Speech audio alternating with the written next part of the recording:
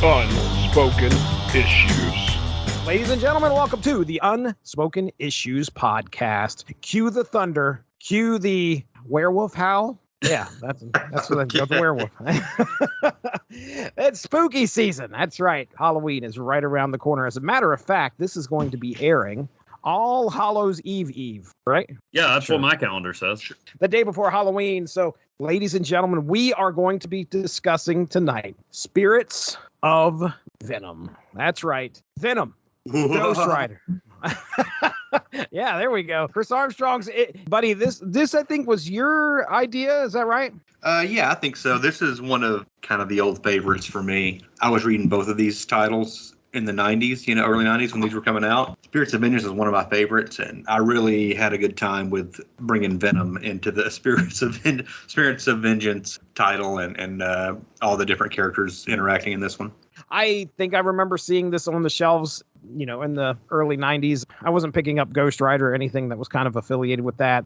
As much of an X-Files guy as I am and kind of like enjoy the occult and the supernatural, I wasn't reading any of those titles. So I didn't know. I mean, I knew who Ghost Rider was, but that was just because, he may have appeared in a Spider-Man comic. Venom was a hot property back then, and getting him into any comic, that kind of puts you on the map a little bit. Yeah, needless to say, in early 90s, this is something that I missed out on. Evan Bevins. Evan, how about you, man? Actually, this is a little embarrassing. I read the 1987 Malibu limited series, Spirits of Venom. Oh, no.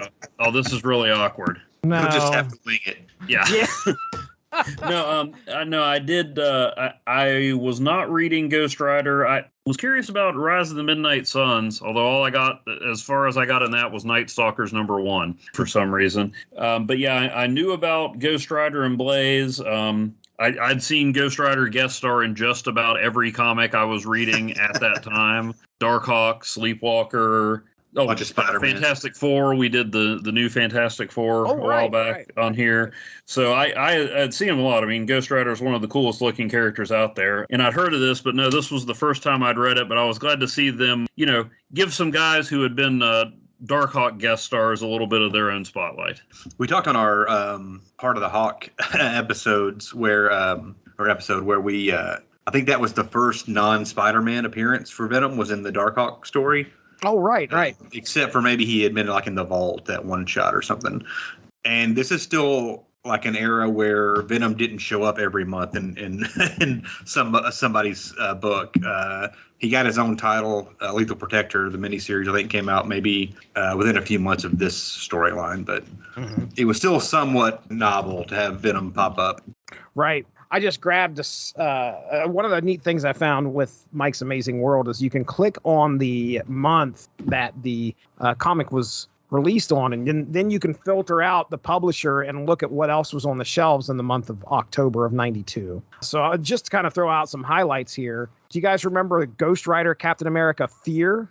Oh, yeah. I actually bought that a while back at one of the local shops. I haven't read it yet. It's in my to-read pile, which is slightly taller than I am. Yeah, I believe Howard Mackie might have written that as well. I'm not 100% sure, though. I can tell you. Lee Weeks was the artist on it. That's a pretty good one-shot. You're absolutely correct. Howard Mackie, Lee Weeks. The first issue of that hit the shelves in October of 1992. Looking for anything else. There's Marvel Comics Presents number 117. There's a Venom on the cover of that. Nomad number 8. She-Hulk number 46. Spider-Man 2099 number 2. So we're in the early days of the 2099 universe. Oh, what if Venom had possessed the Punisher? Oh, yeah. I had that. Number 44. Darkhawk 22 was on the shelves, too, which is a Ghost Rider appearance in that one. Got Ghost Rider on the bike, and it looks like Darkhawk's riding along in the back there. Part of the Return to Forever storyline. Yes, indeed. A little snapshot of some of the fun stuff was out there in October of 92 for Marvel. So, okay, Howard Mackie. Yeah, you mentioned Howard Mackie's name, and I pulled up his career here on Mike's Amazing World, just kind of looking. It looks like he got started in the late 80s, but he's been a Marvel guy almost from 86. One DC comic finally shows up in 96. February 29th, 1996. One DC comic, and I don't even know if you can consider this a DC comic.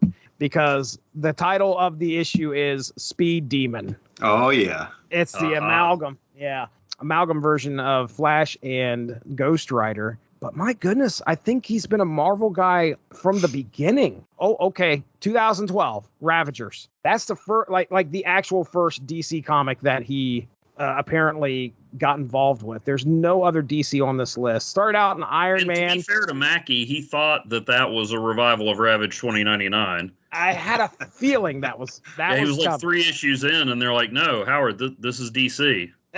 He's like, "Okay, well, can I at least use the folks from Gen 13?" Oh no! If you grab Ghost Rider #1 in 1990, he was the writer on that title. I think all the way. My goodness. Are you sure he wasn't a Ghost Rider? Yeah,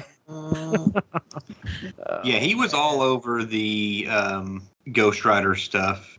I recently picked up the Ghost Rider Danny Ketch Epic collection that came out, I think, this month. And it's got some Marvel Comics Presents material in there with Ghost Rider and Wolverine. He did the spinoff, obviously, Spirits of Vengeance. He did that Captain America Ghost Rider book. But that was kind of his corner, was the Ghost Rider stuff, which was really popular in the early 90s. He was in he was doing Web of Spider-Man and Ghost Rider and Spirits of Vengeance. There's a Moon Knight crossover in that Epic collection too, with Ghost Rider, and he was the writer on that. I was going to say there was a Moon Knight issue called issue number 32. So he did 32 and 33 of Moon Knight, it looks like. Evan, are you sending us stuff? Somebody sent it. Oh, here. Well, I only meant to send you 2 things, but I had a problem there.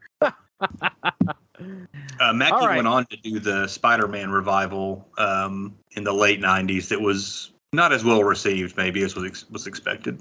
Although I didn't dislike it. I don't recall reading anything. Any idea what the big criticism was? Was that the one with like Maddie Franklin and wasn't John Byrne involved, or am I totally? I just remember that it was Mackie and John Byrne was the artist on one title, and the other title was Mackie and Romita Jr. Yeah. And there was a Sinister Six crossover in the early parts of that. But no, I don't really remember. I really remember there was a flying Spider-Man that wasn't Peter Parker for like 5 minutes, I think. Oh yeah, I remember that. I've always wanted to read Mutant X, which that's a really good book. Yeah, that's where Havoc ends up in a different timeline or something. Is that? Yeah, he ends up in an alternate universe before alternate universes were monthly comics. Yeah, that was just the status quo of every book. Right. I've wanted to read that for a while. All right, enough about Howard Mackie. But as you can see, really, you want the Chat GPT notes on Howard Mackie? I could give them to you right here and don't even need Chat GPT. The man stayed with Marvel. He's a Marvel zombie for the longest time. He's got a lot of writing credits under his belt in regards to Ghost Rider and Spider-Man. So this right here, this book that we're about to get into, it's not in his wheelhouse. It is his wheelhouse. That's what this boils down to. Now, I do want to kind of give a real quick shout out to our artists here, because we're going to have Adam Kubert on the Spirits of Venom. I remember really paying attention to his art when it came to his Wolverine. That was when I started, but apparently he's been around for quite a while before that, according to this anyway. This might be the most consecutive issues of Kubert I've seen without Wolverine. True. I mean, his credits go all the way back to 1977, which I didn't realize that Sergeant Rock number 314, he was the letterer there. He was a letterer all the way up to 1983, they have him listed as writer-artist on some Pacific comics in 1983, but then he's letterer, and then he finally gets a shot at being an artist on a Big 2 comic, it looks like, with Warlord number 100 from DC. But yeah, mostly his Marvel work starts here in Ghost Rider Blaze. I mean, a big chunk of his early Marvel work is Ghost Rider Blaze Spirits of Vengeance, because he's doing art for that. He did the first 12 or 13 issues, I think, and then around that time, I think he moved to Wolverine. Ultimate X-Men under his belt in the early 2000s. So there's that. And then let's talk a little bit about, I think it's Alex Saviok. I think he was around for quite a while. Yeah, Alex has been around 1977 as well. Early work in DC Comics. A lot of DC Comics right up until 86, where it looks like he starts with Iron Man number 211. His Web of Spider-Man works start at issue number 35. So that's 87. And he has a significant run on Web of Spider-Man. I read a lot of Web of Spider-Man in the early 90s, and it seemed like he was always the guy on that book. Yeah, dude. Sal Buscema was always on Spectacular, and he was always on Web of Spider-Man. The others kind of, I guess Bagley was mostly on Amazing, but he wasn't on there when I started reading it, so. Yeah. But those guys definitely had long stretches on Spectacular and Web of Spider-Man. So a very accomplished creative team here doing on these two titles and these 4 issues. So, I mean, I'm ready to get into it here, guys. I've got the first 2 issues. Web of Spider-Man number 95, Storm Shadows. Nice little play on words there, in my opinion. Yo, Joe. On sale date October 6th. Rolled a snake eyes with me. October 6th, 1992 is the shelf date. All 4 issues are written by Howard Mackey. Penciled for Web of Spider-Man, it's going to be Alex Saviuk. Inked by Joseph Rubinstein, lettered by David Sharp, and colored by Bob Sharon. By the way, took my notes on this. In full disclosure, I threw them into Chat GPT and I spat out something and I said, how about you do it a little bit better? How about you put a little storytelling flair? So this is going to be a little bit more of a descriptive explanation as to what happens in these issues than previously. And I massaged some of it to make it sound a little bit better. But here we go. In the dark, massaging the AI. Oh, I do. In the dark, towering canyons of New York City, our friendly neighborhood Spider-Man swings through the moonlit night. Fresh from capturing the nefarious Hobgoblin, our hero's moment of triumph is abruptly shattered as he's ambushed by 2 sinister adversaries: the nightmarish Doppelganger Spider-Man and the relentless Demogoblin. Demogoblin, driven by a crusade to purge the world of demons, discovers that Hobgoblin still harbors demonic blood. And I think that goes all the way back to Inferno. Hobgoblin pleads for Spider-Man's mercy, but our web-slinger remains resolute. Says, "No, you're not getting out. You're not getting away just yet. I'm not letting you free. I'll handle this on my own." And a fierce battle ensues, culminating in a dramatic fall into the hallowed sanctuary of a church. Inside, as Spider-Man seeks refuge, he finds an unlikely ally in the form of the church's priest. But their respite is fleeting as Demogoblin and Doppelganger, I'm just going to call him Doppelganger from here on out, and Doppelganger close in on their quarry, something like that. Meanwhile, a few blocks away, the blazing skull of Ghost Rider illuminates the sewers of New York. Alongside Johnny Blaze, they hunt for 2 mysterious figures, Hag and Troll, who wield shadowy creatures known as deathspawn. Their paths intersect with none other than the lethal Venom, who has been trailing Hag and Troll. A violent clash erupts as Venom aims to ensnare them both. Yet fate has a different plan, as Venom finds himself in the same church where Spider-Man battles for his life. Venom immediately acts to try and kill Spider-Man, only to be interrupted by the relentless Doppelganger. Amidst the chaos, Demogoblin seizes an opportunity to end Hobgoblin's life, but the arrival of Blaze and Ghost Rider disrupts his sinister plot. The Deathspawn multiply, spiriting Hobgoblin away underground. And Blaze, Ghost Rider, Venom, and Doppelganger end up following. As Spider-Man contemplates his next move, more Deathspawn emerge, snatching the innocent priest into the underground and forcing our hero to follow. So that is issue number 95 of Web of Spider-Man. I'm going to stop real quick because I skipped over the whole part where I was supposed to tell Chris, give us an idea as to what in the world's happening prior to.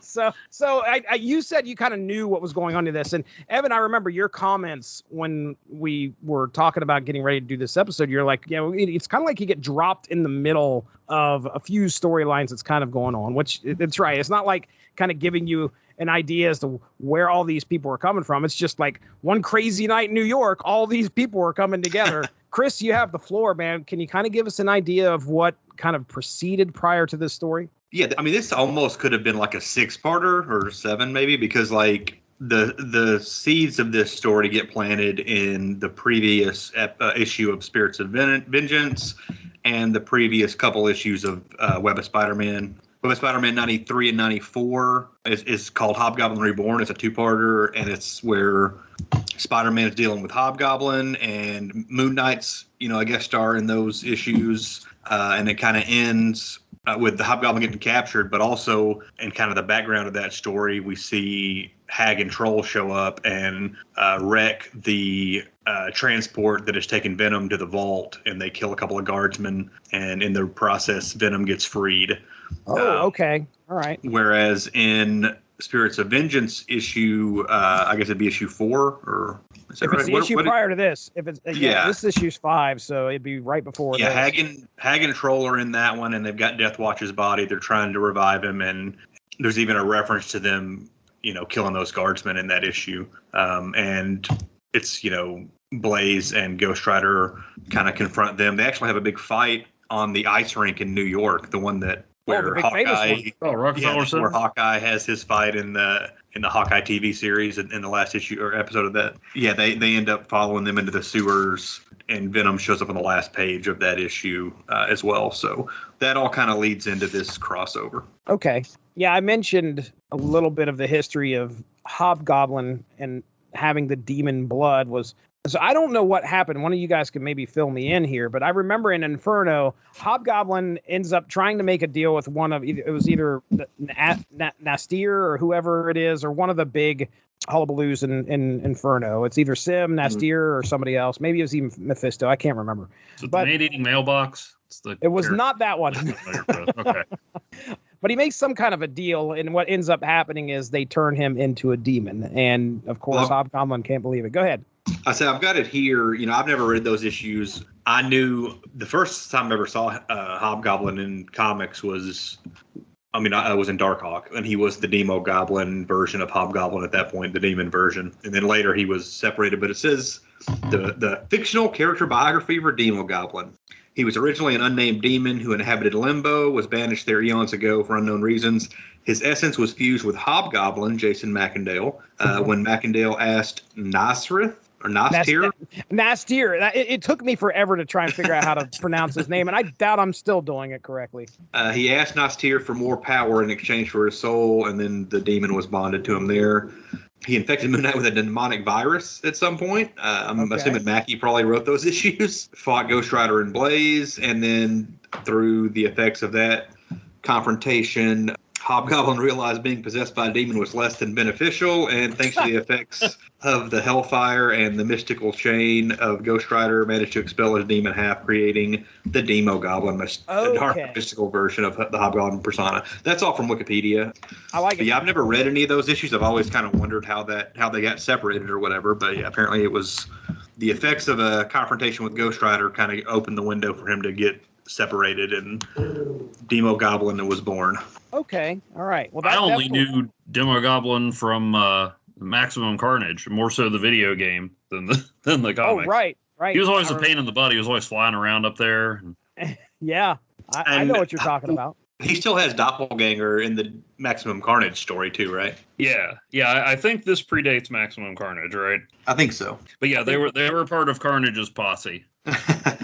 Yeah, Demogoblin apparently for a demon has a weird motivation to go and wipe out all of the other demons or something like that. I don't know what that's all about. Apparently, the sect of demons that he belongs to has kind of turned back to the Lord, I guess, and they want to expel evil so that they can get back in the Lord's good graces or something like that. Interesting. Wow. Okay. But he's an evil demon, so his idea of that is to just kill everyone because everyone's evil. No. I think he and Venom would get along more. What with the we will solve the killing by killing, and challenging dental work and prehensile tongues. Right. Yeah. So we're jumping right into Spirits of Vengeance #5, or Spirits of Venom.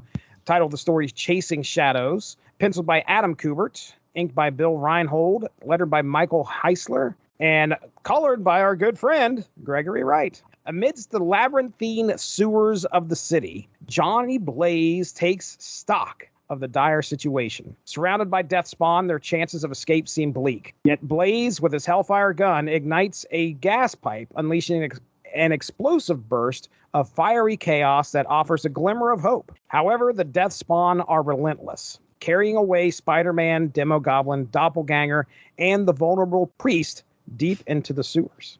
As Venom moves to give chase, Blaze takes a fateful shot that inadvertently grazes the lethal symbiote. Venom, consumed by rage, attacks Blaze, but a standoff ensues when Blaze defiantly aims his shotgun at the relentless Venom. A tense moment unfolds as Venom eventually relents and departs. Hag and Troll manage to elude capture, but in their wake, they leave the lifeless body of their leader, Deathwatch, still in the possession of Ghost Rider. As Blaze and Ghost Rider begin to follow, Ghost Rider hears the cries of innocents deep in the tunnels. They soon happen upon a large pit. Ghost Rider and Blaze, along with a returning Venom, plummet into its depths, landing unharmed. At the abyss's bottom, the heroes encounter a nightmarish realm. Venom, Blaze, and Ghost Rider stumble upon innocent captives rather than the expected deathspawn. These unfortunate souls reveal that Spider-Man, Demogoblin, Doppelganger, and the Priest are still alive, albeit stuck to a wall. Venom sees an opportunity, once again, to strike at Spider-Man,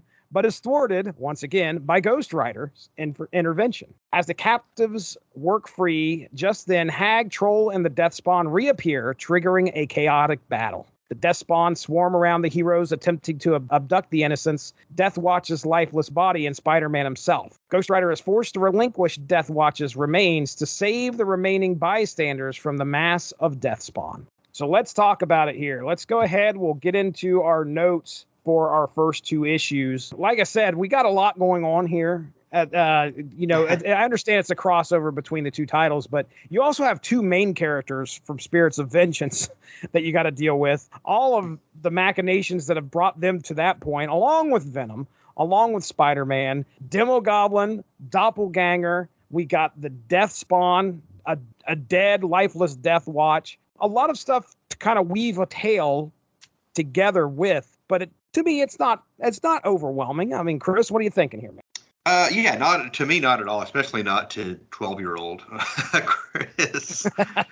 When this came out, it's kind of nonstop. Like it's almost like Howard Mackey's getting all his action figures out and yes, throwing them together in a little adventure. I think it works great. I want to point out the cover to Web of Spider-Man number 95, which is a cool cover. It's got a big Venom in the background, and then Spidey and Ghost Rider sort of a bit smaller figures in the foreground. But this Ghost Rider, I mean, it looks like Ghost Rider from an animated series. And that's not a dig. I think it looks cool.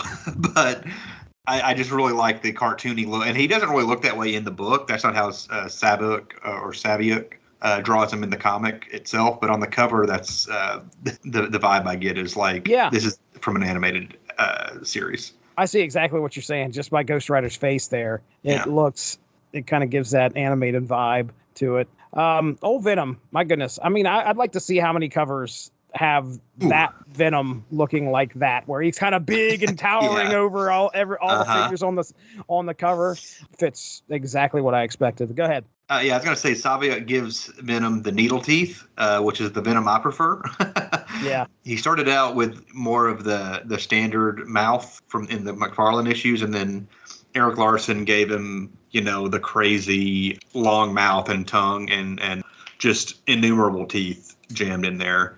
I've always liked Mark Bagley's needle teeth Venom, and that's kind of what Saviuk's doing with his version here.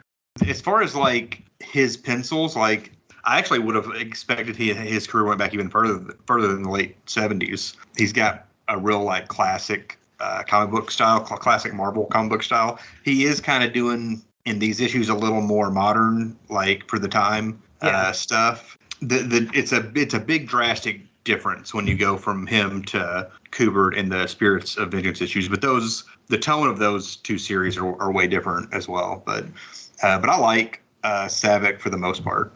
Evan, I want you to do our listeners a favor. Okay. All right. I want you to do your best. I always do this to Chris, so I'm going to do it to you now. Do your best to describe Doppelganger Spider-Man. He's got the classic Spider-Man costume and color scheme. He just has a few more arms. Nightcrawler-esque hands and feet with claws at the end of them. His teeth would be pretty scary if he wasn't sharing an issue with Venom and Demogoblin. As it is now, he looks almost harmless from a dental perspective. And then for the big white Spider-Man eyes, they got kind of an insect crisscross pattern on them. He was a leftover duplicate from Infinity War when there were all kinds of demonic, monstrous doppelgangers of various heroes. If you didn't read the core Infinity War series or Fantastic Four, which is where I got most of my Infinity War core story, it was just funky looking doubles popping up fighting heroes, like as one showed up at the end of Captain America, Man and Wolf. Right. But whereas the others disappeared, this guy stayed around, and I don't know why. Well, but he hung out with Demogoblin, who had the alpha teeth. So Demogoblin saved him, I guess, because the issue that the Spider-Man double showed up in was, I think, Spider-Man issue 25, maybe. And so Spider-Man fights the doppelganger, accidentally kills him by impaling him on some gates that have the big spikes at the top. And then Demogoblin shows up after Spider-Man leaves the body and takes the body away. And I think they even reference it in maybe in the next issue of Web of Spider-Man here, that he probably used his magic to revive Doppelganger, and that's why he's still alive, even though all the others are gone. Do you think it has something to do with Demogoblin's taint? Oh no! It could be that demonic taint. There was another doppelganger that hung around. I think it's the Daredevil doppelganger. He showed up in some later issues of Daredevil, and it was also a magical thing where maybe the hand or somebody used magic. Didn't that Daredevil? He was in one of those issues that we talked about. That Fall from Grace. It was the Fall from Grace storyline. Yeah, I remember that. Was Doppelganger always like a mindless creature? I remember the Captain America. He wrote some surprisingly moving poetry. No, I don't think that's true. That was probably an Untold Tales of Spider-Man that deals with his feelings or something. But that's all I ever saw him as. Okay. All right. I'm trying to remember what he did in Maximum Carnage. I think he was always pretty much just like Demogoblin's lapdog. He was just kind of hanging out with him. He's mindless. I think some of the doppelgangers were less animalistic maybe in Infinity War, but this one I think was always just, he never spoke or anything. He just kind of growled and stuff. Look, folks, one of the best things to come out of this is a screenshot of what page is this? We're like 3 pages in. Let's see. Hang on, I got it. Page 4. Okay. All right. And Demogoblin is yelling, "The demon taint in your blood will not be washed clean by this storm." And to put emphasis, to make sure he gets his point across, he yells, "My taint!"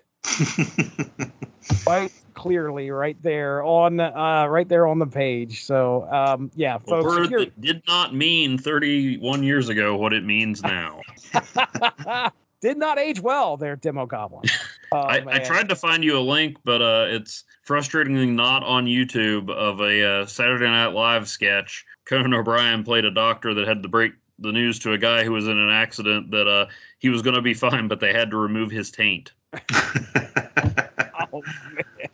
I think that's the first place I had heard the phrase. Oh, my gosh. Venom showing up here is great. I think that, as if Spider-Man doesn't have enough to worry about, now he's got Venom who's showing up. And it's funny how, no matter what, I know Venom at this point, he's clearly joined because he has this kind of sense of justice. Even though he was freed, Hag and Troll killed those guards or hurt the guards pretty bad.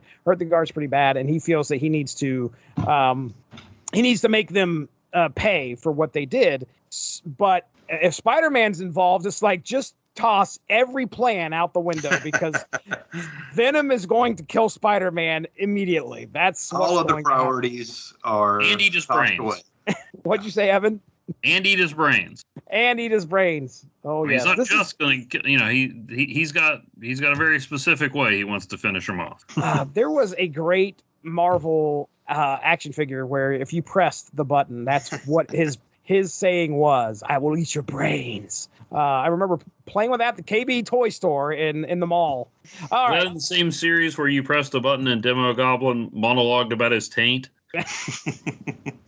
I do like Saviuk, and the problem is it's such a stark difference going from his style to the style that Kubert is using, which is more of like an Image Comics style, like super stylized, a lot of big splash pages, panels overlapping, and I think these issues and in the next couple after, as far as Adam Kubert, it's the best art that he's ever done to me. Like, and I haven't read all those Wolverine issues that he did, had a long run on that.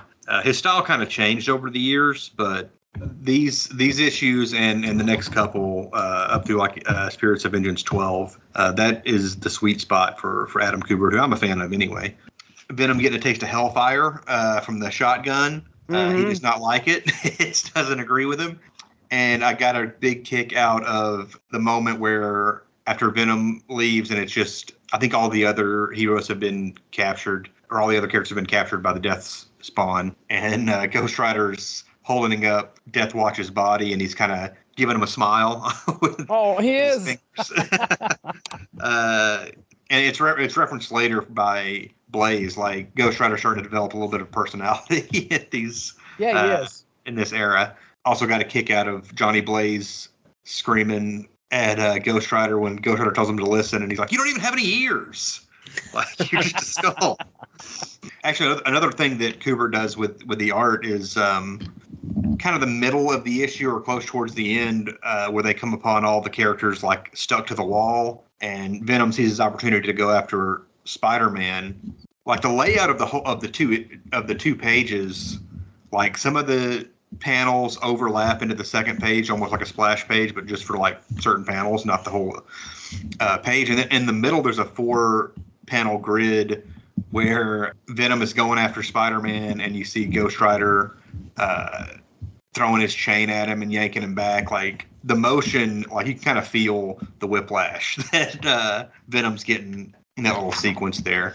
And then I love the amalgam pic of Venom with the shades and the cigarette, and his head is on fire like Ghost Rider's skull. They're on the last page. Yeah, the one that's getting you ready for the next issue. Right. Venom turns invisible. Yeah, he has that. That's one of his powers. He's kind of like the Predator. Okay. That's a power that was utilized a lot in the early days of Venom, it seems like, and I don't know that writers really kept utilizing that as time He went can on. also like transform the costume into regular clothes and stuff like that, right? Mm-hmm. Yeah. It's just kind of an offshoot of that. It is what I was thinking anyway. Interesting. Yeah, I think this was the first time I'd seen him do that, or at least that I paid attention to, because he utilizes that. He follows.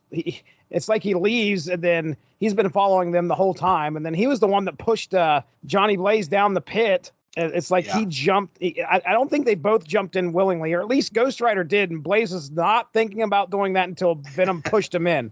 I was kind of curious as to what happened with Spider-Man and Hobgoblin before this, because he seemed a little darker than usual, like dropping him and then catching him. That seems more like a Batman tactic. That Hobgoblin Lives storyline where Venom or Spider-Man and Hobgoblin are really going at it in that, and then Hobgoblin is trying to kill this journalist, and Spider-Man saves him at the last moment, but the guy has a heart attack. Oh, okay. So yeah. It still seems like he might die. So Spider-Man is kind of thinking that he may have just killed that guy. So he's really, really like angry with him right now. Gotcha. Okay. Thank you. Yeah, I remember him talking about that, but I don't know. I wasn't sure if that was right in the previous issue or not. So I think it's cool because it feels like a lot of crossovers, not always, but they usually begin like from one party's perspective, and then the other one sort of comes in. And this, from the way you described it and from what we read, is just like two storylines colliding. I mean, there's no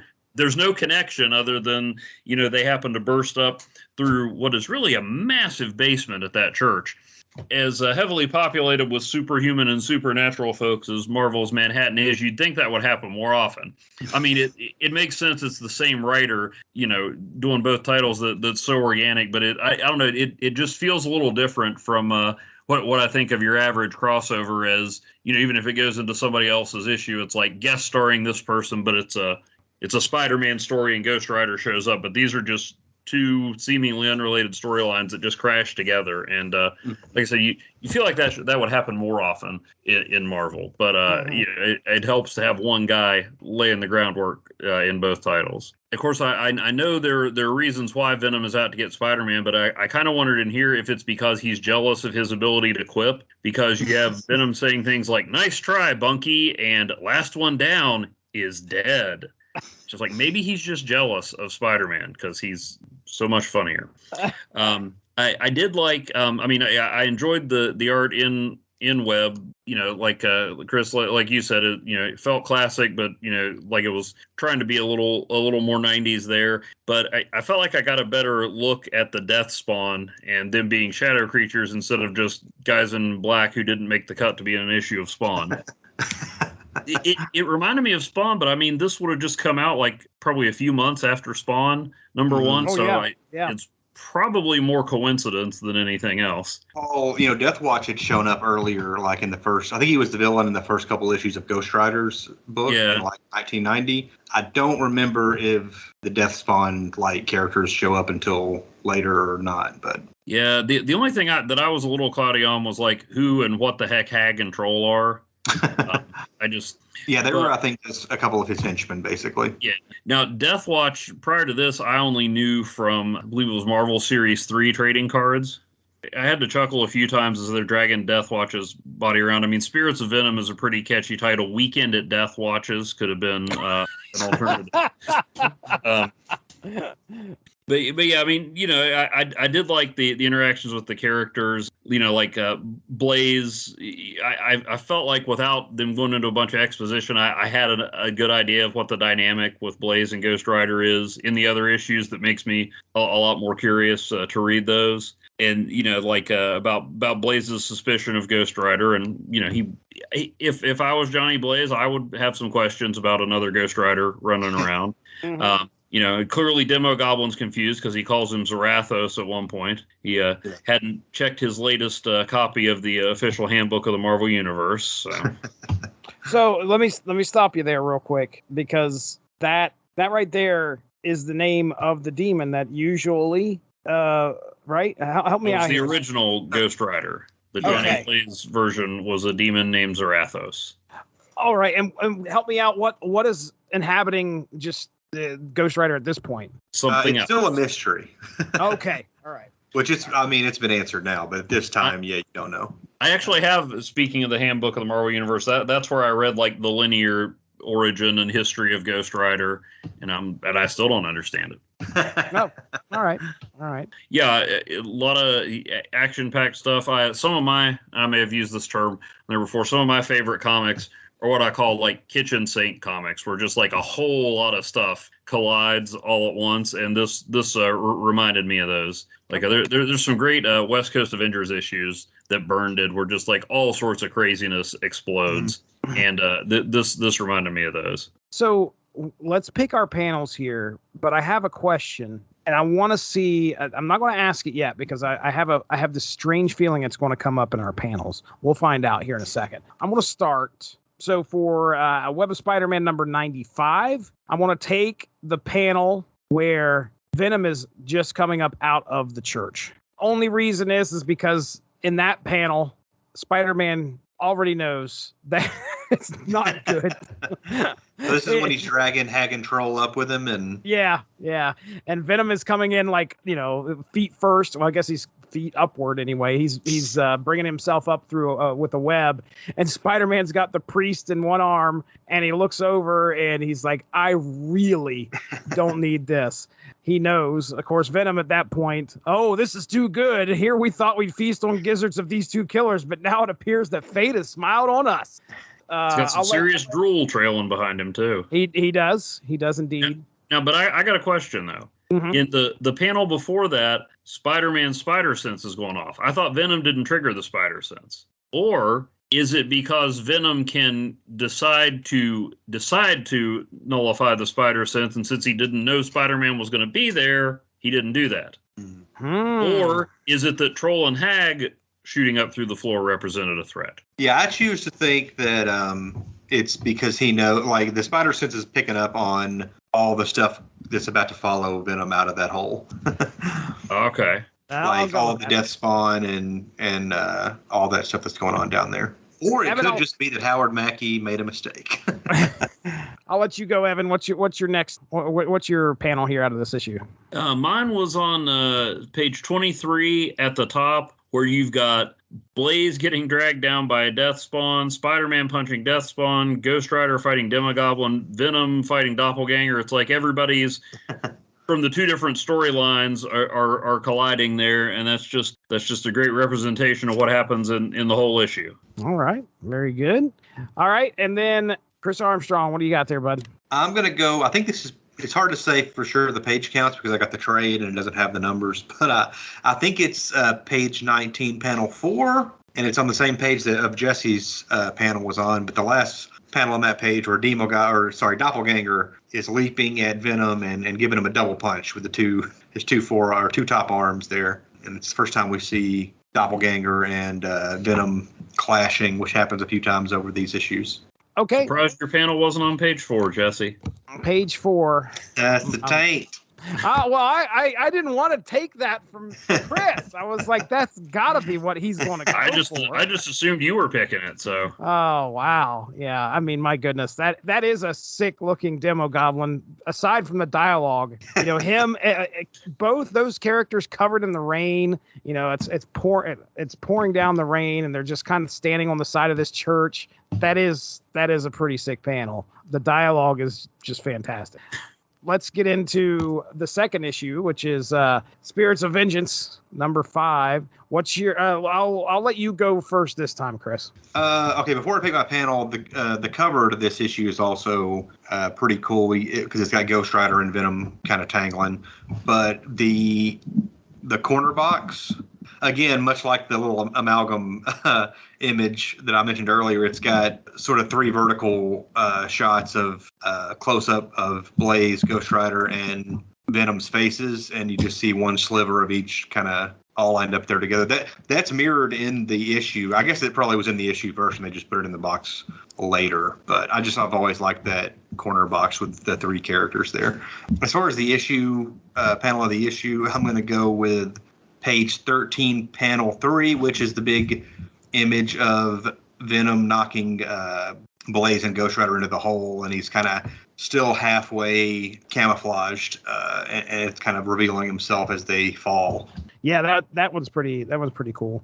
All right, I will go next. My panel that I chose out of here was, I don't know if I have a page number here, but it's essentially we get a 3-way shot of Blaze, Ghost Rider, and Venom. And Blaze is like, Venom, I think it's time you, me, and my gun had a heart-to-heart.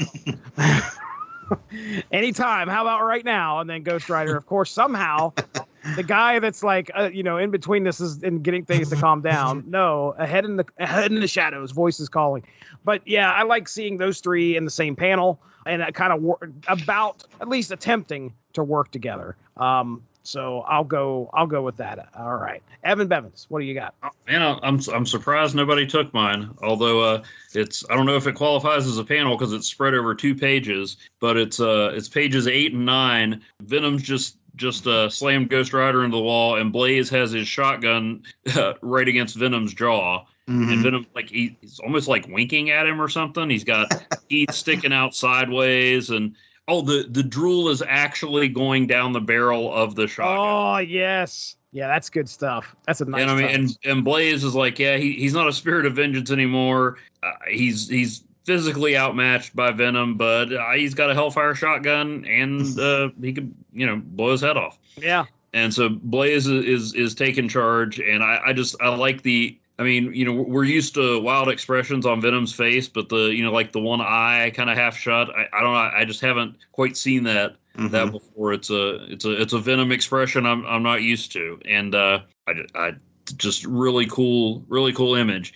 Chris, as far as the needle teeth versus the way too many teeth, I mean, keep in mind, I don't think the symbiote actually has teeth, so it's probably just reflective of Eddie and the symbiote's moods and whatnot. So he can have all kinds of different teeth, and it's all still in continuity. I think you and I have both earned no prizes. Yeah. Absolutely. Yeah, that version of Venom is kind of a mix of both of the needle teeth and the just countless number, thrown in there. This was a contender for me, to be honest. I was like, because I loved the way the close-up of this Venom looked. That leads me to my question, okay? Which Venom do you guys prefer here? Are we going with Savick's or are we going to go with Kubert's? I mean, come on. Okay, yeah. Kubert. I kind of like Kubert's. Yeah, I'm going with Kubert's. There's no contest. It's just making sure. Kubert. Yeah. But like Somebody I said, wanted to with all argue. that shape-shifting and everything, both versions of Venom are totally valid. True. Perfectly cromulent. Cromulent. Beautiful. All right, let's get into the next two issues. So Web of Spider-Man number 96. This story is titled Enemies, a Hate Story. Is that a Mark Teixeira cover, I believe? Ooh. I believe so. Painted cover. Yes. Very cool. Yeah, that's Jesse, you can throw in a link to a Black Panther. Ooh, okay. Client. Yeah. Me and Mark and Chris Sheehan. That was painted. A lot of that was painted by Mark Teixeira. That's what got me to pick up a Black Panther comic for the first time, was that art. Yeah. And then it turned out the writing was even more insane and glorious. But sorry. You were about to synopsisize. Yes. Well, just to kind of add here on our creative team, Dan Panosian also helps with the inks on this issue, lettered by Steve Dutro, Bob Sharon, and Renee Witterstatter as colorists. Deeper into the sewers, Spider-Man fights valiantly to protect himself and the priest from the relentless onslaught of deathspawn. With ingenuity, he seizes a nearby water pipe, harnessing its pressure to fend off the shadowy assailants. Meanwhile, Venom crosses paths with Demogoblin and Doppelganger, who are again on the brink of executing Hobgoblin. Venom intervenes, plunging the scene into further chaos. Blaze and Ghost Rider, on a quest to harness a death spawn, are met with an unexpected outcome. After Ghost Rider gives it the pennant stare, the creature disintegrates before their very eyes. And the labyrinth, back into the labyrinth of sewers, Spider-Man and the priest eventually cross paths with Blaze and Ghost Rider, who are trying to get the kidnapped innocents intended for Deathwatch's resurrection to the surface. Deathspawn swarm. Spider-Man and Ghost Rider join forces to orchestrate a desperate escape. They cause the ceiling to collapse, forming a makeshift barricade against the relentless tide of shadowy foes. In the midst of the turmoil, Spider-Man hears Hobgoblin's anguished cries and rushes to his aid. And as he arrives on the scene, Demogoblin unleashes the deadly doppelganger to attack Spider-Man. However, Venom once again steps in to disrupt the unfolding tragedy. Venom's thirst for Spider-Man's blood ignites anew, leading to a tumultuous confrontation. Just when Venom seems to have the upper hand, Ghost Rider intervenes, ensnaring Venom with his ethereal chain. With Hobgoblin in tow, Spider-Man and Blaze lead the rescued innocents toward the surface, leaving Venom seething with a burning desire for vengeance. An imminent showdown between Venom and Ghost Rider hangs in the balance as tensions reach a fever pitch, and that's kind of how we end that issue. So we're heading into Spirits of Vengeance number 6, Last Rites. Same creative team as before on Spirits of Vengeance. In the shadowy abyss deep beneath New York City, an epic showdown unfolds. Venom, driven by a relentless thirst for vengeance, seizes Ghost Rider's ethereal chain, his malevolent intent palpable. As Venom lunges, Ghost Rider retaliates with the fiery wrath of the pennant stare, but an unexpected twist of fate erupts. The symbiote's malevolence triggers a large explosion, blasting Venom and Ghost Rider away from each other. In the chaos, John Blaze arrives on the scene, desperately trying to quell the storm of violence. Yet Venom's fury knows no bounds as he forcefully knocks Blaze aside. With a ferocious leap, Venom targets Blaze, but just as it seems their confrontation is inevitable, the Deathspawn arrive and grab the trio, whisking them further below. In an instant, our heroes descend into an eerie subterranean realm. As their senses return, they find themselves bound to a nightmarish contraption. The sinister orchestrators of this macabre tableau are none other than Hag and Troll, who seek to harness their life forces to resurrect their fallen leader, Deathwatch. In a chilling spectacle, the deathspawn flow like an ethereal river into Deathwatch's lifeless form, rekindling his dark essence. Yet Spider-Man, unbeknownst to his comrades, has finally reached the surface, but plans to head back down to help his friends. Spider-Man makes his way to the heart of the twisted ritual, where he stumbles upon the nightmarish events. With courage in his heart, Spider-Man takes action, grabbing the supernatural shotgun and placing it into Blaze's grasp. In a burst of hellfire and chains, Ghost Rider breaks free from his restraints, his spectral eyes aflame with righteous fury. Together they stand ready to face Deathwatch, who now stirs. As the heroes prepare to intervene, Venom, freed from the machinations, redirects his rage towards Hag and Troll, who had once held him captive. The Deathspawn attempt to escape out of Deathwatch to enter the fight. However, they are kept in place by Ghost Rider's burning chains. Blaze, in a final act of heroism, prevents Hag and Troll from escaping, ensuring they face the consequences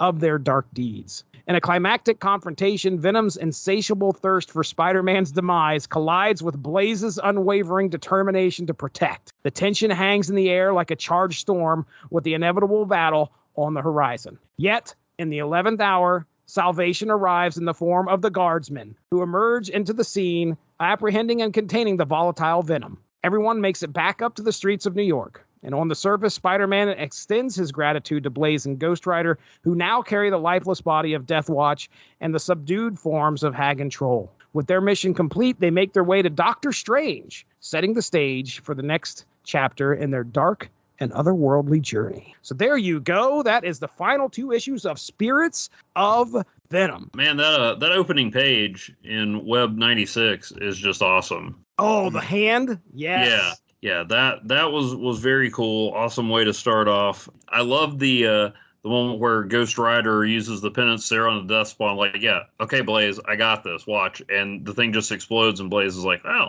that didn't really work, did it?" And just Ghost Rider sitting there, kind of. I don't know.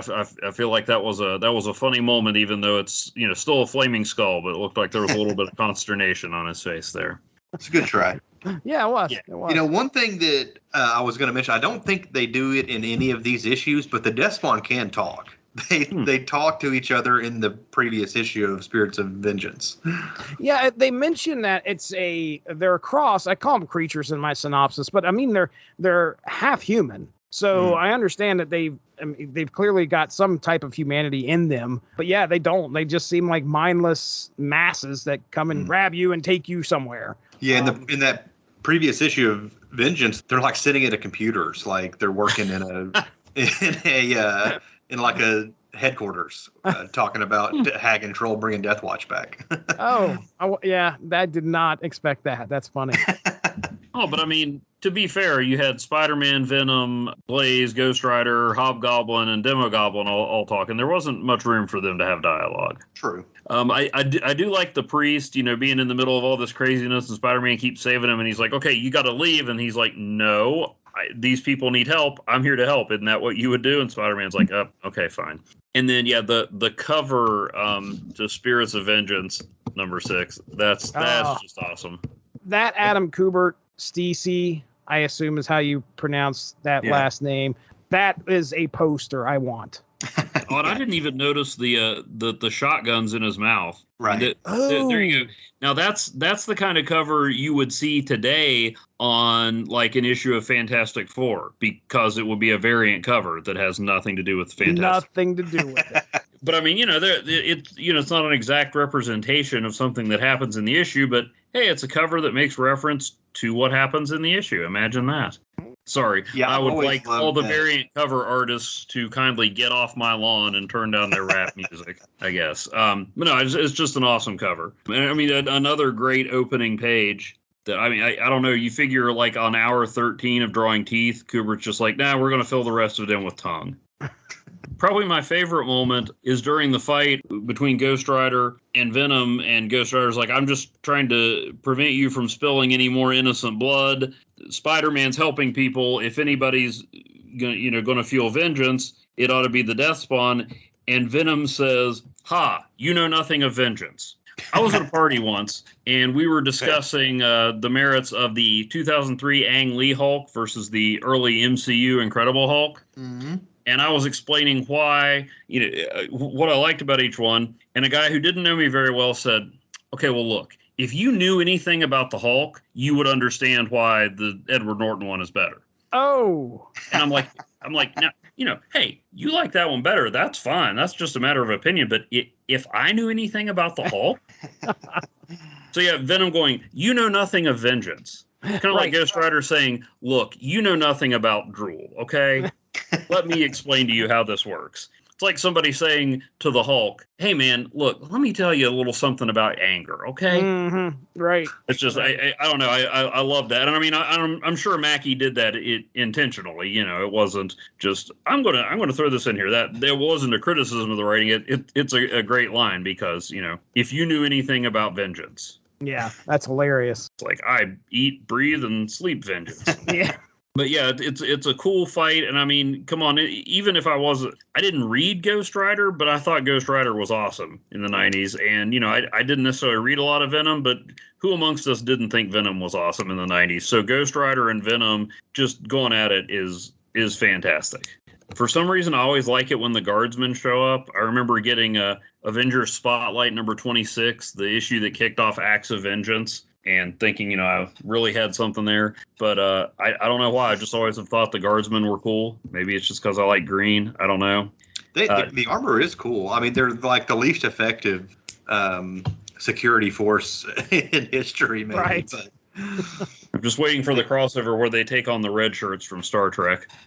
But the one where Deathwatch is starting to come back and just kind of looks right at the reader, that's pretty cool and creepy. I'm trying to think if there's anything else. Just a lot of cool visuals. A little confused on what happened with the gun when Spider-Man tried to use it, and then he throws it to Blaze, who does use it, and Blaze seems surprised. I may have missed something there.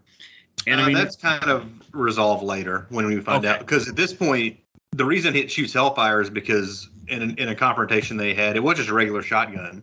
Ghost Rider, he was using it on Ghost Rider, and Ghost Rider grabbed the gun and shot flame up the gun and at Blaze. Mm-hmm. And ever since then, it's shot Hellfire. Oh, well, yeah, I mean, that makes total sense. Yeah, but we find out later, there's a reason only Johnny Blaze can use it. It's tons of fun. I was also a little unclear on the mechanics of Deathwatch's resurrection. If he was going to absorb the people's life force, or if the deathspawn were going to eat them, or what. And I mean, it really doesn't matter. Innocent people, evil magic, bad guy comes back. I mean, I'm quibbling over details. It was a lot of fun, a lot of action, a lot of 90s craziness. Everybody is fighting everybody, I swear. Clearly, we know who the bad guys and sort of who the good guys are here. But it's just so funny. It's great because, Spider-Man's trying to handle Hobgoblin. He wants to save him, even though he's a criminal and what he's done is wrong. He wants to try and save him. So that puts him at odds with Demogoblin and Doppelganger. Venom shows up, and clearly he and Spider-Man are at odds. Every time he goes after Spider-Man, Ghost Rider gets involved or Blaze gets involved. And I loved how we ended that third issue with it's about to be on between Ghost Rider and Venom. This is going to be a good fight, and let's just see what happens. Yeah, it would have made me buy Spirits of Vengeance number 6 for sure if we would have ended, if I was collecting this at that time, because I would have wanted to see that fight go down for sure. And it didn't disappoint. Poor Macadale. All he wants to do is go to jail. That's all he wants to do. And I don't know how many times Demogoblin is about to kill him. And then somebody finally pops in there. This poor priest, too, it's hilarious that this guy is I guess he's the reason that Spider-Man has to get involved. So, but I mean, even if he'd walked away, it's Peter Parker. He would have gotten to the front stoop of the church and then been I got to go back. Just like you kind of said there, Evan, this is a great intersection of these two titles in the middle of two storylines. Yeah, I got to give it to Kubert here for just taking it to another level. I think sometimes with his art, it's beautiful. In Web 96, we actually get to see a little more of Doppelganger and Venom fighting it out, which I think is cool. I'm not sure what page it is, but there's these 3 panels of the Doppelganger and Venom fighting, and then to the right there are 3 panels of Macandale and Demogoblin kind of talk. And basically, I guess it's just Demogoblin taunting Macendale and Macendale looking horrified. But like it's kind of a nice juxtaposition of like we got a couple of, spider types fighting it out, and then a couple of goblin types on the other side of the page, going back and forth, which is I think is kind of cool. We get Evan already mentioned the part where the penance stare did no good, which was pretty funny. I think this is the only issue really where we see any of Venom and Spider-Man going back and forth, like a fight with those two. They get a couple of pages of a battle between those two, which then leads, of course, to the showdown in Spirits of Vengeance #6. Yeah, I can't say enough about how much I love the Spirits of Vengeance #6, especially the art and this opening battle with Ghost Rider and Venom. The second page there where Venom is throwing a punch at Ghost Rider, and Ghost Rider's kind of holding him off. And Ghost Rider is literally got two hands on the bottom of Venom's jaw. Like, that's how desperate he is to get him off of him. He's just holding his mouth. The penance stare, when he tries to use the penance stare on Venom, which I don't know if you guys know much about the penance stare. It's basically just something he uses to make, it's like a psychological weapon more than anything, where he stares at somebody and they kind of relive all the evil that they've done. On this page, it's really visually like Kubert has given it these flames shooting out of his eyes, and it results in this big explosion, which is very cool. That actually does more damage to Ghost Rider in the end than it does to Venom, and I'm guessing that's something to do with the alien physiology, of the symbiote or whatever. Well, it's the connection to Null, the King in Black, and Oh yes, years ahead of time. Yeah, Mackie was ahead of the curve on that. I love the 3 or 4 panel page of Venom jumping at Johnny Blaze after Blaze has lost his gun, and Blaze just uses a finger gun and goes bang as the deathspawn are starting to pull him under, and they pull Venom under as well. Another cool artistic choice is when this page where Venom is jumping through the air and like the tongue is hanging out and like trailing behind his head, like he's moving so fast, the tongue just kind of wagging back behind him. Very cool crossover. A lot of, like I said earlier, it's kind of just like Mackie throwing all the action figures together and building a fun battle, like Royal Rumble, with all these cool characters he was doing monthly at the time. I guess one more shout out to Kubert is Venom after he's been hit with the Sonic Blast, and like you see the symbiote is kind of spilling off the top of his head. So you see the top of Brock's head with the blonde hair, but the bottom of his face is still the giant Venom mouth with the tongue hanging out. Very cool visual flair with that as well. Love this crossover. I read it.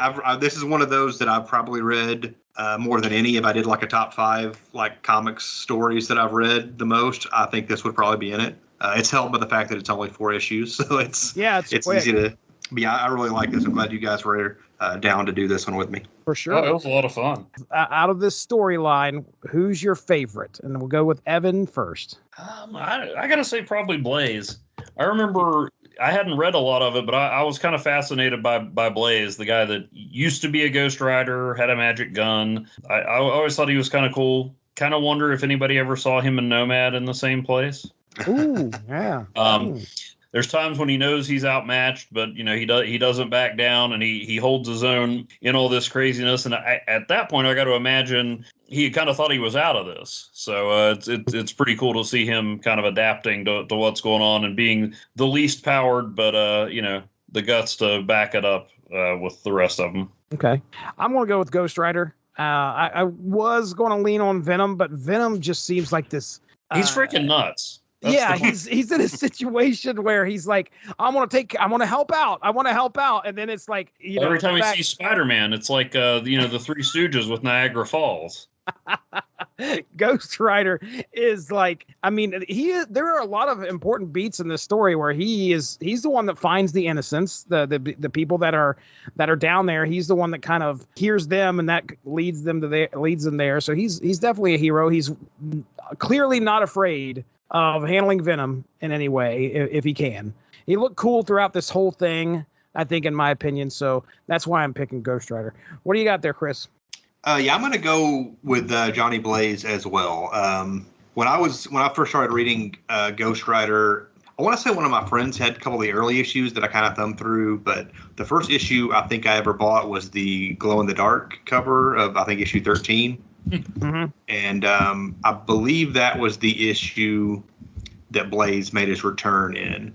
As I was reading it, I did not know who Johnny Blaze was. I didn't know that there was a previous Ghost Rider at the time. So that him revealing that through those early issues of Ghost Rider, and then getting the Hellfire shotgun, and then going into Rise of the Midnight Suns, all that stuff, I kind of like really like that character a lot through that era. And then Spirits of Vengeance was almost like his title. Like Ghost Rider was in there every issue pretty much, but the supporting cast was kind of Quentin Carnival. So it was like all Johnny Blaze's friends and family and stuff. So I've always been a big fan of him and like his attitude. And yeah, he does have kind of the generic cool guy look from the early 90s with the trench coat and the ponytail and the sunglasses and everything. But it worked for me. And like Evan said, him being a normal guy with, his only power is like his shotgun that shoots hellfire and he's in all these crazy, occult, superpower adventures, like kind of relying on his wits in that gun. It's always I've always been struck by his character. So okay, all right, yeah, let's get into panels here. I will start on issue 96 of Web of Spider-Man, and I will take the Venom that's almost like the size of the page, maybe. It's just his head, and his tongue is the width of the page, which is great. So that I think that's, according to what I'm seeing here, page 24, I think. There's a couple panels, and it actually uses his tongue to separate a panel, which is great. Some panel separation, it looks like, maybe. Yeah. For sure. So there you go. That is my pick for Web of Spider-Man number 96. Evan, what do you got? I'm going with the first page, just Spider-Man's hand reaching out of the darkness. That's a really, really cool visual. Gives you, the narration there says Spider-Man is drowning in a sea of blackness, but you don't even need that. You could remove that just below the streets of Manhattan, of Midtown Manhattan, and the art there tells you everything. Very cool. It establishes great atmosphere and just throws you right into it. Chris? I think I'm going to go, I think it's page 16, the third panel, which is, it's after Blaze has kind of told Spider-Man, don't go after Macendale, like he's not worth it, but then he swings off anyway, and it's just the image of Blaze and Ghost Rider watching as Spider-Man swings away, and you see the reflection of Spider-Man in Blaze's sunglasses. I feel like that's a thing that Mackie was probably writing into these scripts, because it seems like in a lot of the Spirits of Vengeance issues, there would be stuff with reflections in his glasses or different things that like visual stuff that would go on with that. He does this. There's the same thing in the previous Web of Spider-Man issue. I forget what it was, but there was another panel where you could see the reflection of something in his glasses. But that's what I've got for this issue. Chris, I'll let you go first here with Spirits of Vengeance number 6. All right. Well, there's plenty to choose from, I think. There is. There really is.